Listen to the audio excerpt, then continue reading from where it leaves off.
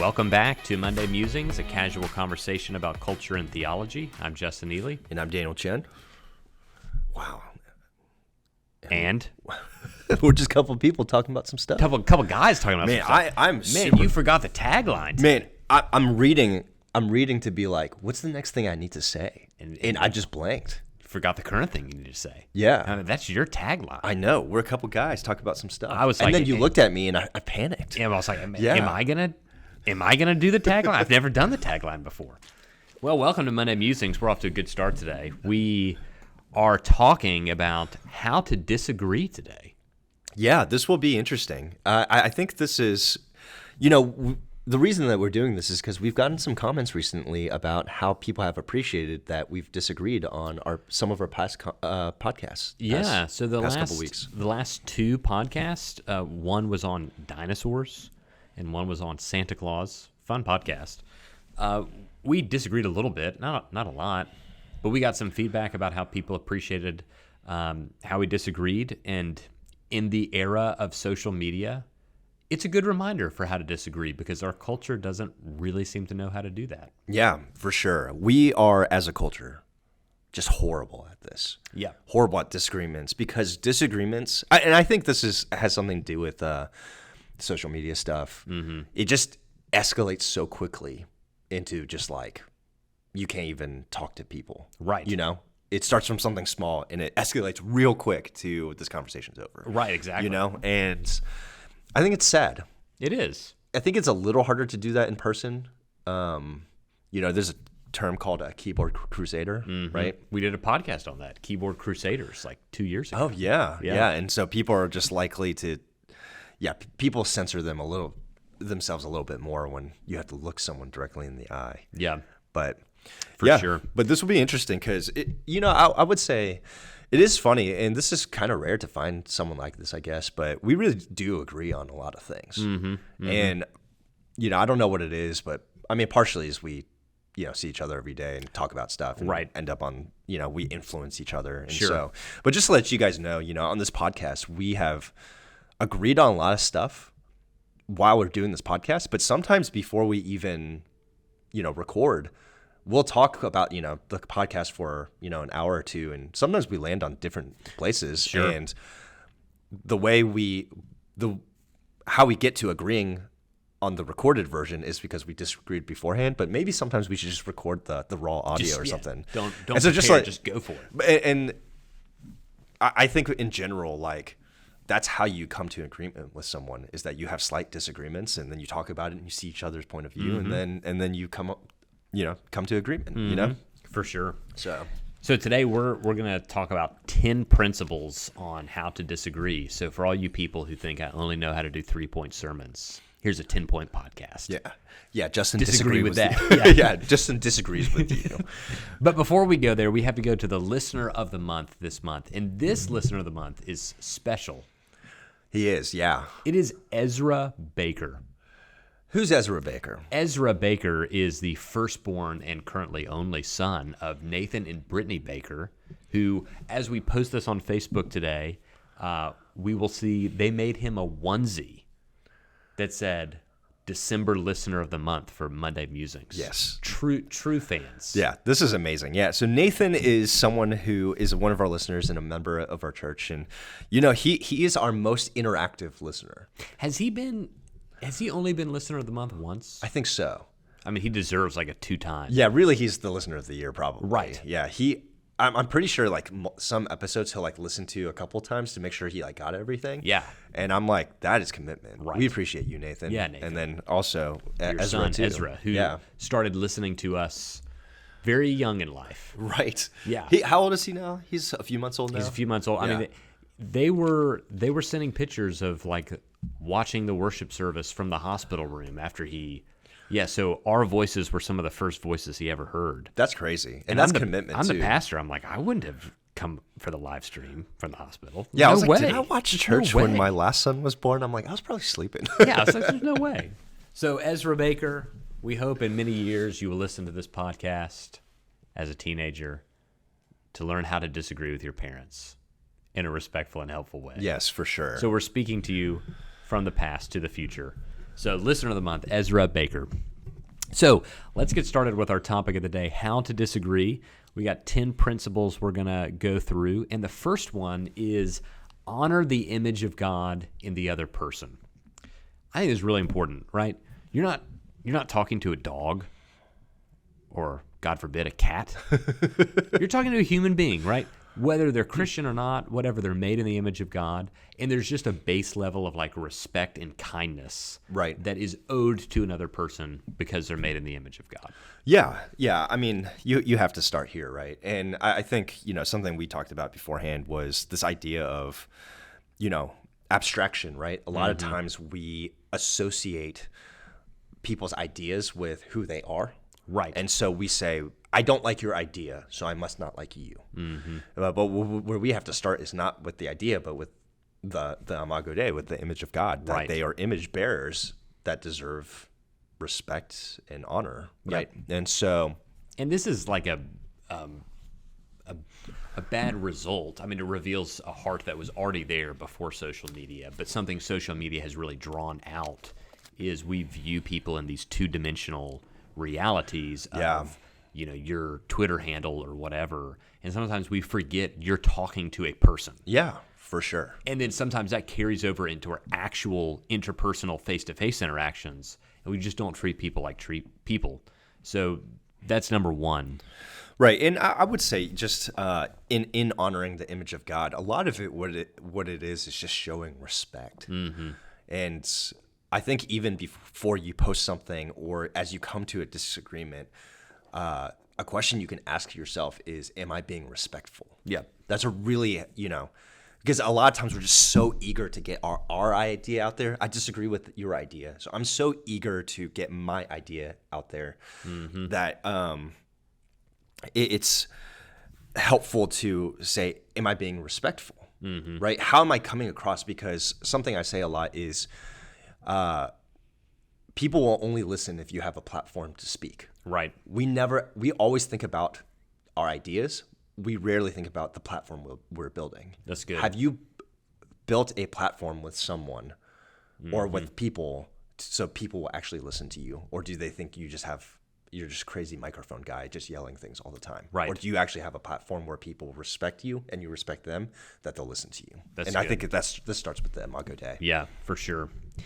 Second thing is consider the reality of your own sinfulness. So you know how Jesus said, before you talk about the speck in your brother's eye, take the log out of your own eye. Yeah. Right. So this is kind of that is acknowledge that like whatever you're disagreeing about, is it possible that the reason you're angry or you're disagreeing actually has something to do with your own heart problem? Like your own sinful condition, Right? And we'll get to this a little bit more in the next two that are kind of related. Maybe let's say the next two as well, because I think they're kind of related. Okay. Number 3, don't assume their motive. Right? I know that you're saying this because you just hate or you just think. Right. Right. We point the finger. Let's be honest. Why do people disagree with you? The reason Because you're an idiot. The reason exactly. The reason that people disagree with you is because I'm a genius and right. Right. And you're evil and stupid. Right? I mean seriously. Right. What's going on in your heart when you disagree with someone? Right. If we're really honest and introspective to ourselves, that's generally what it boils down to. Well, and I've seen this in my life too often. I'm almost embarrassed to say, as I will process with my wife like a disagreement I might be having with someone, and I'll say things sometimes like, "Well, I know it's probably because they think." Yeah. I don't know that. Right. Or because they feel. Yeah. You don't know their motive. So that's 3. And number 4, kind of all related to your own sinfulness here. Challenge your own motives. Right. Like, why am I trying to disagree here? Why am I frustrated about this? Is it possible, again, related to the second principle, consider the reality of your own sinfulness, is it possible that I'm reacting to this out of a sinful heart disposition? Right. I think you really have to don't assume their motive and challenge your own motives is really important as you head into a disagreement. Right. And I think this is interesting because we don't often think about this, because a lot of times when we have disagreements, what's triggered is kind of our emotional responses. And so this isn't what in a disagreement you're oftentimes like trained to think about. But I mean, with disagreements, what have you seen? How does it usually go bad? Right? It usually goes bad when you're angry at each other, or you're super frustrated, or you just stop talking to one another, right? Those are kind of end results. And I think a lot of times you assume, or so when you have a gap of knowledge, right, you fill it with assumptions. Right. The assumptions that we usually have for other people, unless you're just like a super like everything is rainbow and unicorns mindset, is usually negative, right? Why are they challenging me, or why do they disagree with me? Because they must be against me. They hate me. They are jealous of me. They just don't know. They're a liberal. They're a conservative. Right. They voted for Trump. They voted for Biden. Yeah. Yeah. And I find myself doing this in my own heart, You've too. just been brainwashed by Fox News. You've just been brainwashed by CNN. That's why you think this way. And I would say for me, and I'd love to hear your thought on this, but my motive a lot of times for when I disagree with someone is because I just want them to believe what I do. They're wrong. They need to be corrected to the right way. Right. And I think what's really helped me to help disagreements, and what's helped us, is I'm okay. I've gotten to the point where I can tell myself, you know, even us as Christians, I really want people to believe the gospel. But if they don't, I can't control that. It's not on me. Yeah. Yeah. And so like, I think letting go of that control, that we think we can control what other people think and do. And once we let go of that control, it's easier to have a disagreement, because we can end our conversation on different pages. Yeah. And that be okay. Well, and I'm not talking about like, okay, in terms of eternal salvation. Yeah. Right. Whatever your disagreement was. But, I think if I say like whatever, this is objectively true, and you're like, I disagree, it's kind of frustrating. But the thing is, I can't control your life. I can't control your mind. So if you want to believe 1 + 1 = 3, when it's clear to me 1 + 1 = 2, how does that affect my life if you believe it equals 3? Yep. And I think when I let go of my own motives of wanting to control you, I'm able to actually speak to you, and this is probably later on, in love instead of in like frustration, which is usually where disagreements come from. For sure. No, that's good. And kind of segues into number 5. Know your identity. A lot of times when it comes to disagreements, the reason they become heated is because we're placing our fundamental hope, our identity, in either someone seeing us as smart or correct or whatever, or something that we've attached ourselves to that, you know, I am this. Right. And especially, you know, if you're a Christian, your identity comes from being a follower of Christ. Your identity comes from being a new creation in Christ, being united with him in his life, death, burial, resurrection, not the argument that you're advancing. So just know your identity and know that how the other person responds to you doesn't define you. Yes. So just rest in Christ. Yeah. And have a disagreement. And I think, once again, what we normally disagree over, that, you know, once again, like, there's so many things in life, but what really, like, gets us in terms of disagreements are the things that makes us angry. And the reason we have this, like, visceral anger response is when we take things personally, that we've attached our identity to something and people are challenging that identity. Right. And so, yeah, knowing your identity in Christ is super important. I was just telling you, I had a conversation last night about college football and me being a Georgia Tech fan. I was talking to some SEC fans, and I believe they pronounce it SEC. Some SEC fans. Oh man, I disagree. That's what they say on ESPN. You know? Yes. Yeah, for sure. But yeah, they were, you know, I had to take a step back from that conversation and say, because the arguments they were putting out against me was kind of like you're only saying that because you're a Tech fan. You're only saying that because you're a SEC, or an ACC fan or whatever.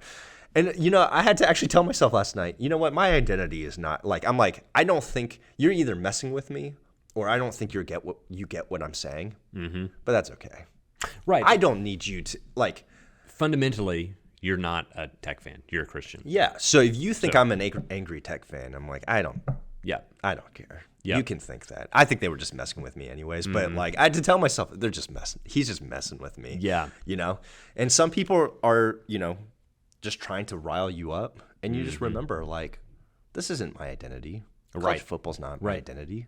And so, yeah, maybe they're so stubborn in the way they think. And maybe I'm also so stubborn in the way I think. And that's okay. Right. Because, it doesn't matter in my eternal life. It just doesn't matter. Yeah. That's good. So, yeah, know your identity. Number 6, listen really well and ask a lot of questions.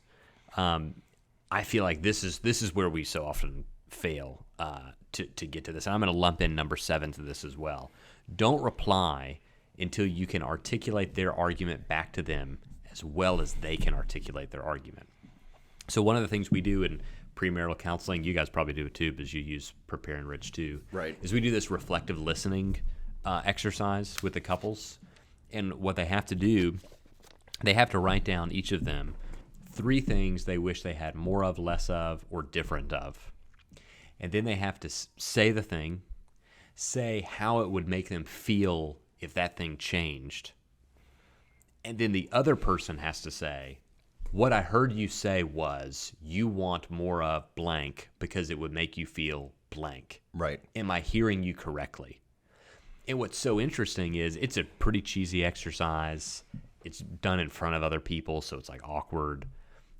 But how often people still get it wrong? Yeah. It's the exercise, right in front of your counselors, this is what you have to do. And sometimes they're on the spotlight. They know the exercise. They have a piece of paper in front of them. They still get it wrong because in general, we kind of listen in order to respond. Right. We want to be ready to give you our 2 cents. Right. Instead of making sure that I hear what you're saying on your own terms and I can articulate back to you what you're saying. Because often, this is especially true in couples counseling, but it's true in all of our interpersonal relationships.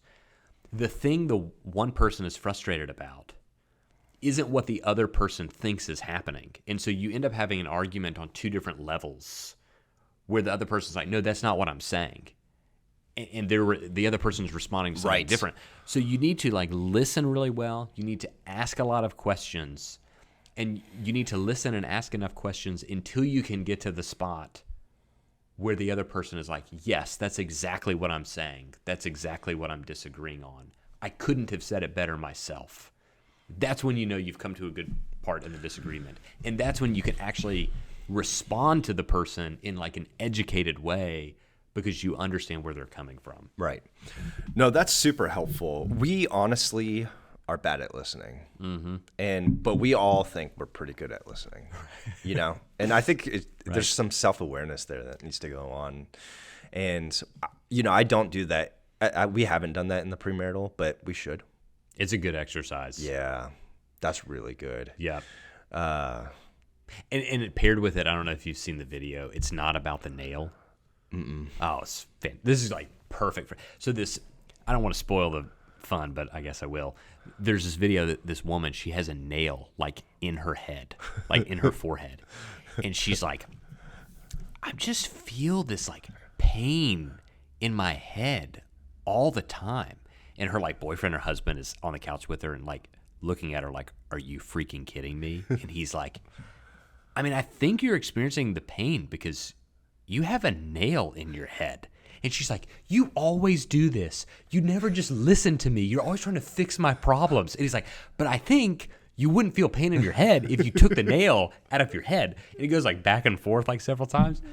But it's great because it's this is what happens, right? It's right. She's like, all I want you to do is just tell me that you think it would be hard. And he's like, okay, why don't we try? She's like, okay.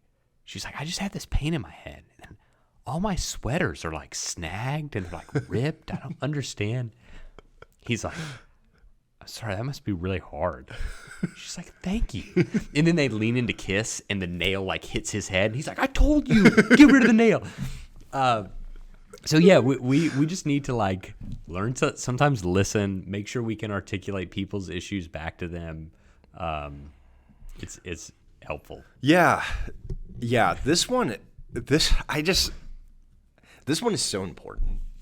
I just like, as I'm sitting here listening to you, I just keep thinking like, how often do we not do this? And how often do we, like you said, miss each other because we've misunderstood? Mm-hmm. Because we have assumed, I did listen to you, and I assume that I understand what you mean. Yep. And so I come in with my stuff, and then it's a cycle of destruction, because then you get mad. You're like, that's not what I'm saying. Yeah. Yep. And then I'm like, but I do understand what you're saying. And that goes back to number 3, right? Don't assume their motive. It's like you come in, I don't need to listen to you. I already know where you're coming from. I know what you're thinking. Yeah. Because I can read your mind. Right. Yeah. Yeah. You want to kill a conversation immediately? Come in with that. I mean, seriously, you know what I mean? It's like in Anchorman 2 when Ron Burgundy meets the guy that's dating his ex-wife. And he's like, I'm a psychiatrist. And Ron Burgundy's like, does that mean you can read people's minds? And he's like, Ron, do you know what a psychiatrist is? And he's like, see, you just did it. Yeah. I mean, yeah, I just think people, people just so miss each other. Right. That's like, I feel like with disagreements, Yes. this is at least 50% Yes. of why disagreements even happen in the first place is because you are just missing one another. If sure. you would just slow down and really, really try to understand and really, really listen, much would be fixed. Yeah. And so something my wife and I do is, and we've noticed this in our disagreements, is we are constantly over communicating our own motives. Right. And this even happened last night where my wife and I had a disagreement, and she was like, the reason I said this was because of this, right? And I said, in the moment, that's not what I got. That's really helpful that you guys do that. Yeah. Yeah, and it's incredibly helpful. Mm-hmm. And so you could do this even with strangers and just ask. And so the example you gave was really helpful, and it's a really helpful tip. And it lowers people's defenses, and it doesn't feel like an attack, but just asking simple questions. Hey, so is this what you meant? Mm-hmm. Or I heard you say this, and this is what it made me think. Is that right? And then let them speak into that, and then slowly you'll begin to understand. But if you just jump right into your own thing. So 2 ways you can fail here is if I listen to you, I give you room to talk, and I'm pretending to listen, but I'm not listening. Right. I'm just waiting. Shut up. I'm just waiting to speak. Yeah. Right.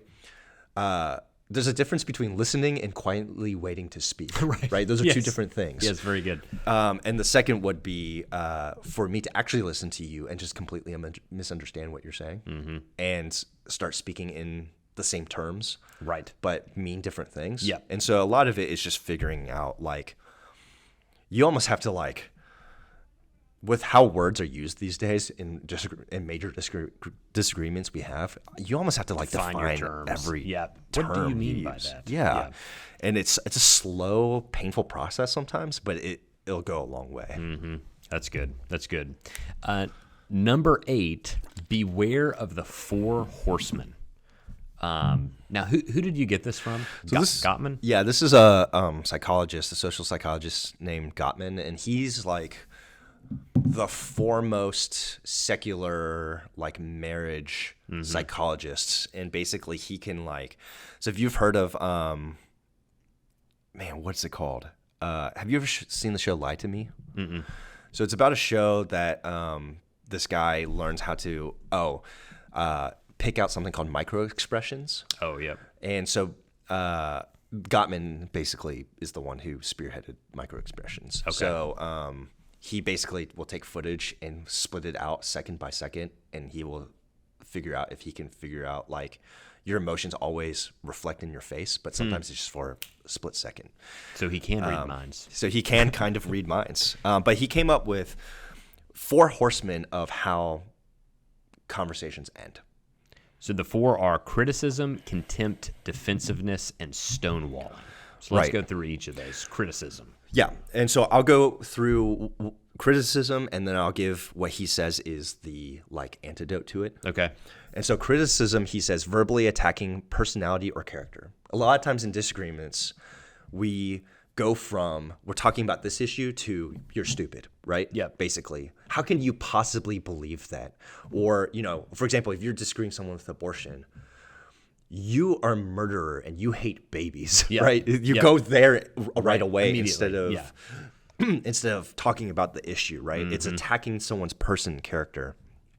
And what he would say is using what he would call gentle startup, but using a lot of I words instead of you attacking words, right? And this is how I feel. This is what I think, But a lot of it too, in just even the Christian thing is, you take what we've said already here. Right. Don't assume motive. Don't attack people. Right. And be very careful of this. When you're having a disagreement, and I think this is what is helpful for me and you because we're friends, and when we disagree, I know your character, I know who you are, so I don't attack you when we disagree. Right. You know what I mean? And so it's harder with a stranger. Yep. It is. This is what we practice in the reflective listening part too. But instead of using language with you and a finger pointed, you always, this is just like you because you do I, and I feel because, I feel disrespected when you walk out on an argument. Right. Because it makes me feel like you don't really care about like mending fences with me. Right. Instead of like, you're just a disrespectful piece of garbage because you hate me because you walk out on every argument. Those are very different. One is criticism and it's attacking the character of the other. Right. The other is like sharing how you feel because of the behavior of someone else. Yes. Those are very different things. Yeah, absolutely. The second is contempt. And contempt is attacking sense of self with the intent to insult or abuse. And the way I understand this best is contempt is when you roll your eyes at someone, that's contempt. Mm-hmm. Oh my gosh, you're not even worth my time. Yeah. I can't believe you thought that. So basically contempt is you're putting yourself like above the other person, right? So if you've entered a disagreement and there's contempt on one side or the other or both, your conversation is basically dead. You're not gonna accomplish anything with your conversation. This is also, by the way, the number one, he says, killer of marriage. If contempt enters your marriage, he says 95% of the people he's met with end up in divorce. I can believe it. There's no respect. There's no And so what he would say is there's hot emotions. Like anger is a hot emotion. Mm-hmm. Anger is not necessarily bad when you're having a disagreement if you're passionate. Sure. Now, once you get to yelling and right. Paul says, in your anger, don't sin. Right. So there is some level of anger that can be righteous anger. Yeah. Contempt is a cold emotion. Right. You're dead to me. Yeah. You're not worth my time. You're worth less than the mud on my shoes. Right. That's contempt, right? And once you have, and I'm using extremes, but we can get there subtly. If you find yourself like, if you're having disagreement with someone and they say something, you find yourself rolling your eyes, you better be careful. Yeah. You need to stop yourself. That's a good, just litmus test. Yeah. Yeah. The eye roll is the litmus test. Mm-hmm. And the way you, fight that, and I'm going to put my own Christian spin on this, but it's the Imago Dei, right? Right, exactly. Yeah. you remember you're not better than anyone. Yeah. You're not better than them in that your goal is love and care and truth, right? Once again, with all of this, if you're a truth-oriented person, you're like, this feels really touchy-feely right now. No, we don't bend on the truth, but you can act in respect towards someone who disagrees with you, right? Yep. It's good. The third is defensiveness. And this is usually response to criticism, right? It's impossible to have a disagreement, like a conversation through disagreement with defensiveness. Yeah. Right? Have you ever had this happen? It's like you can't talk to someone work. where like you try and talk about an issue and it's all like, nope, arm's length away, don't talk. But it's victimizing yourself to ward off a perceived attack and reverse the blame. Right? So don't do that. And so how do you fight against defensiveness in a conversation? It's to take responsibility of when you're right and when you're wrong, right? And a big part of it is if you're having a conversation and you're starting to realize maybe my position's not as strong as I thought it was, you have two options. You could double down and just refuse to admit any wrong, or you could do what is helpful in the conversation and to say, you know what, I've never thought about that before. Let me think on that. Yeah, that's good. You know what? Maybe you're right on this point, right? I still disagree with, I still hold to my position, but the point you made about blank, that was a really good point. I've never thought about that. That's how you move forward in your conversation is to admit when you're wrong and not just take anything personally and defend. And the last is stonewalling, which is withdrawing to avoid conflict and convey disapproval, distance, and separation. And I mean, I've seen this too. You're having conversation and shut off. Yeah. If you watch Jordan Peterson, he does a lot of this right and a lot of this wrong, depending on who he's talking to. And you've seen him attack people, but you've also seen him be really respectful. I've seen people just shut down. Right. He criticizes, shut down. Just don't talk anymore. Once you hit that point, you might as well stop the conversation for that moment at least. Then. And the way to get past stonewalling, if you find yourself doing that, is to take a step away. That's the other thing with disagreements. Hey, man, let's press pause. This is too much for me. Like, I need to sort through some of this. And just realizing, like, it's so funny. Like, people think, okay, on really heavy issues, on political issues, man, if we sit down for 30 minutes, I'll just change your mind. Oh, like, yeah. No, sure. That's not happening. Like, usually these are multiple conversations over a long period of time. Right? Yeah, that's good. So Gottman, the 4 horsemen, beware of them: criticism, contempt, defensiveness, and stonewalling. Number 9, know what kind of thing you are disagreeing on. So there's the old phrase, I don't really know who it comes from: in essentials, unity, and non-essentials, liberty, in all things, charity. One of the problems in our current, both spiritual and political discourse is everything is a primary issue. Right. And the reality is it's not. It's not. Everything's not a primary issue. There are secondary issues. There are tertiary issues. There are quaternary issues. You look at me like I'm going to tell you how to say a word, and I think that's the wrong move on your part. That I would know more vocabulary than you. Pentiary issues, but they're right. So, if I'm disagreeing with another professing Christian who doesn't believe in the Trinity, that's like a primary issue.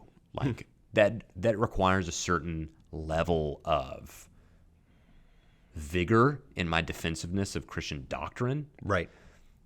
If we're talking about whether I'm a supralapsarian Calvinist or an infralapsarian Calvinist, that's so far down the ladder on theological disagreements, right? So go parallel. So maybe it's not a theological disagreement, but a disagreement in your marriage. A disagreement on who takes out the trash versus I was uncomfortable because I felt like you were flirting with that person the other day. Those are different levels of conversation, disagreement. Yeah. You should not treat the trash conversation like you would treat a flirting conversation. So everything's not the same level, and we should learn to appropriately respond to disagreements based upon what kind of tier 1, 2, 3 thing we're talking about. Yeah, this is really helpful. I mean, Honestly, not even just disagreements. It's like even in like spending money, the first thing is like figuring out what is a need and what is a want, because not everything you are buying right now is a need. Yep. Right? It's the same. It's that concept into a conversation, right? And like honestly, some people are so chill, nothing's a big deal. Right. And some people are so emotionally intense that everything is a big deal. Yes. And you know what? There's a spectrum, guys. Some things are not a big deal, and some things are a big deal. Yeah, I mean, there are some things that the old phrase "just agree to disagree" are really appropriate, and there are some things that in a marriage or in a relationship, or that you're just not going to be able to disagree on. But just very few things are up there, and so a lot of it is learning how to, deal with those secondary and tertiary things. That it's like, all right, we're probably never going to see eye to eye on that, right? And that's okay for this issue. It's not okay for this issue, right? So distinguishing them. And I would say, another helpful tip here is, let's say you listen to this podcast and you actually learned something, which hopefully you did. Hey, thank you. But you're like, okay, you want to take these principles into your disagreement, and whoever you're disagreeing with, whether it's your spouse or someone at work or whatever, doesn't, right? They respond emotionally. They do all the wrong things in a disagreement, right? And you're like, have you listened to the Monday Musings podcast? Yeah, Point number 7 on how to disagree. Exactly. But I think part of it that I would encourage you to is you always should do the right thing. You can't control the other person, but you can control and you. What will be easy to do is if they respond poorly, for you to say, now I have permission to respond to your poor response poorly. Yep. So I'm doing the right thing. You responded wrongly. Now you have given me permission to respond wrongly. I say, no. Right. If they respond wrongly to you 100 times, you respond rightly 100 times, right? I think this is really important. And in Parks and Rec, they say, always a great documentary about American government work. It was Ron was telling Leslie, like, when they're acting like children, you are the adult, and adults don't act like children. When your children are being acting like children, right. You always act like an adult. And I thought, man, there are some good like truth nuggets in that show. Yep. Absolutely. And that was one of them that I thought was really like practically helpful. Is if they're acting childish, I mean, you can just not have the conversation again. That's fine. You don't have to enter into disagreements if you don't want to. I mean, if you're married to someone, that's different. But it is a helpful reminder, and I've said this recently in a sermon, the hardest thing about being a Christian to me is always living like a Christian. Because when you are living like a Christian and someone responds to you very unchristian, even if they're a Christian, it's easy to be like, well, if they get to do that, why can't I? Yep. If they respond in that way, why can't I respond that way? Yep. It's because we're called to obey the Lord and to live in holiness. Yeah. And so always, if someone doesn't recognize your Imago Dei, you still need to recognize theirs, right? So just don't forget that. But yeah, in terms of knowing what disagreements on, there's some things I think we can just let go. Right. And some things we should never let go. Exactly. On the gospel, we should never let that go. Yeah. But we can still disagree in a godly manner. Right. Even Absolutely. on primary issues. Yes. So you kind of know what kind of thing you're disagreeing on. Like the phrase says, right? In all things, charity. So whether it's essential or non-essential, still it should be with charity. And number 10, speak the truth in love. Right? A lot of times when we talk about all these emotional things, people are like, well, are you just trying to skirt around the truth? No. I'm trying to arrive at speaking the truth in a loving, charitable, kind way. Right. But that doesn't mean that you avoid hard topics. It doesn't mean that you try to make it seem like your disagreement is less than it is. Right. Some of our disagreements, we are radically opposed to one another. Right. On certain political issues, there is no room for reconciliation between someone who is a radically pro-abortion person and someone who radically wants to defend life. We don't need to pretend like there's not a massive disagreement there that has life consequences. There is. But there is a right way to voice that disagreement to another human being. But at the end of the day, we're not saying sweep truth under the rug, just try to be nice, make sure people feel heard. No, we want to speak the truth in love, whether it's a theological disagreement or a personal disagreement or whatever it is. But there's a way to get there, and there's a way to do it. Yeah, there's a phrase that we say that love without truth is deceptive, right? If you just want to be nice, but you don't ever tell people what the truth is, you're deceiving them. Mm-hmm. If truth without love is destructive, right? Some people are just run people over, and that's not helpful either because I don't know if you've ever, been run over by a car. I haven't. I've been hit by a car though. Oh, wow. It is not pleasant. I bet not. Yeah, and it's not helpful, right? No. But truth with love is, we say it's developmental, and part of it is just understanding. The 3 Ds. Always, so good. Good. Christian stuff, yeah. But part of it is understanding, how do you come off? And I've noticed this. People are like, oh, I know. But the thing is, if you're listening out there, and I'm not trying to offend you, but your self-awareness on this issue is probably not great. But most of us aren't. I've had to be corrected multiple times because I always thought I was like way more truthful than I was in terms of how I communicate, because I'm very truthful in my mind. Mm-hmm. I'm just a nice guy. Would you say that's right? You are, yeah. And like I'd tell like Justin, like, this is gonna sound really harsh, I'd say it, and you're like, that's the nicest way I could possibly think about saying what you just said. And I'm like, oh. And I know that because I am not a nice guy. And I'm like, there is like little editing that goes on from my mind to my mouth. And it's something that the Lord is sanctifying me in. So, I know all about the truth without love commentary. Yeah. Well, it's funny because it's just helpful to know, because it feels awkwardly mean for me to get my truthfulness out there. And I've had to learn, okay, this is how I need to say it, even though it feels a little awkward. It feels a little much for me. This is overly simplistic, but I think it's helpful. People tend to either fall toward grace or truth. Sure. Okay? Or you could say love or truth. Right. Either. And if you're a love person or a grace person, you probably need to sound harsh in your mind to get truth across clearly. Yes. If you're a truth person, and this is where I am, I'm going to tell you the truth. You need to work extra hard to overly communicate a gracious disposition and demeanor before you say something. I have to tell myself, slow down, smile, start with a compliment. Right. Like, I have to slow it down, because if I don't, it will come across very harsh. Right. So overly simplistic, but I think probably helpful. You probably lean toward one or the other. Right. And depending on where you are, how you speak the truth in love, you're going to need to kind of offer a correction in your mind before it comes out. Right. I'm just thinking in general, because I have like a ton of people in my head, and I'm like, we're just not self-aware people. No. But we all think we are. Yeah. We think we are all very self-aware, and everyone else is not self-aware. Right.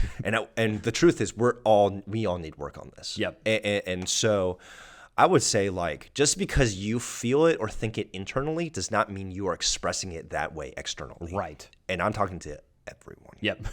So if you think we're talking to you, we are.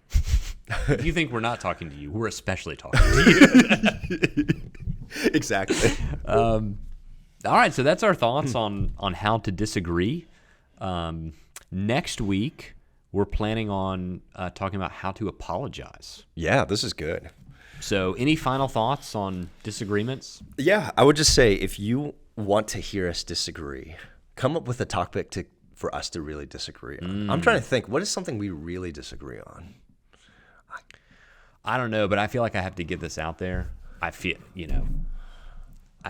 and I'm sorry, Simons, but maybe we disagree on favorite Chinese restaurant. But I went to Simon's last night, which is my lifelong favorite Chinese food, and I was disappointed. Really? And Asian Kitchen has now taken the spot of number one. Oh, man. This is big development in my life. This is a big deal. Yeah. Yeah. So I was even thinking, we're looking at houses, and there was this one house that popped up right across the street from Simon's.